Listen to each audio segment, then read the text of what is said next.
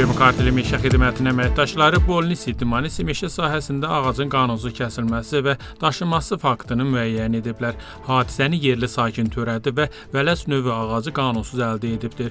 Onun barəsində inzibati xəta protokolu tərtib olunubdur. Qanunsuz yola götürülmüş ağac və nəqliyyat vasitəsi müsadirə olunaraq Bolnisidəki iş sahəsinə təhvil verilibdir. Meşə xidmətləri bildirir ki, təbii resurslardan qanunsuz istifadənin qarşısını almaq üçün patrol xidməti, video müşahidə kameraları və dronlardan istifadə edilir. Nəzarət tədbirləri davam etdirilir.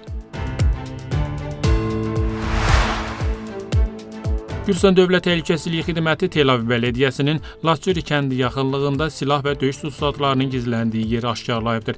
Əməliyyat zamanı atıcı silah, 5 daraq, 161 patron, 3 əl qumbarası, müxtəlif partlayıcı maddələr, o cümlədən trotil və ilkin tibbi yardım vasitələri götürülübdür. Məlumata görə sursatlar 2017-ci ildə Çatayevin silahlı qrupuna qarşı əməliyyatdan sonra gizlədilibdir. Faktla bağlı araşdırma Gürcüstan Cinayət Məcəlləsinin bir neçə maddəsi üzrə aparılır.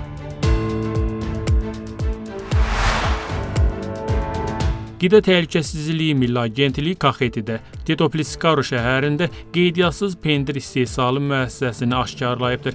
Məlum olub ki, MQ satış məqsədi ilə pendiri reyestrdə qeydiyyatda alınmadan və agentliyin icazəsi olmadan istehsal edilmiş məhsullar müsadirə edilərək məhv olunubdur. Sahibkara inzibati cərimə tətbiq olunubdur.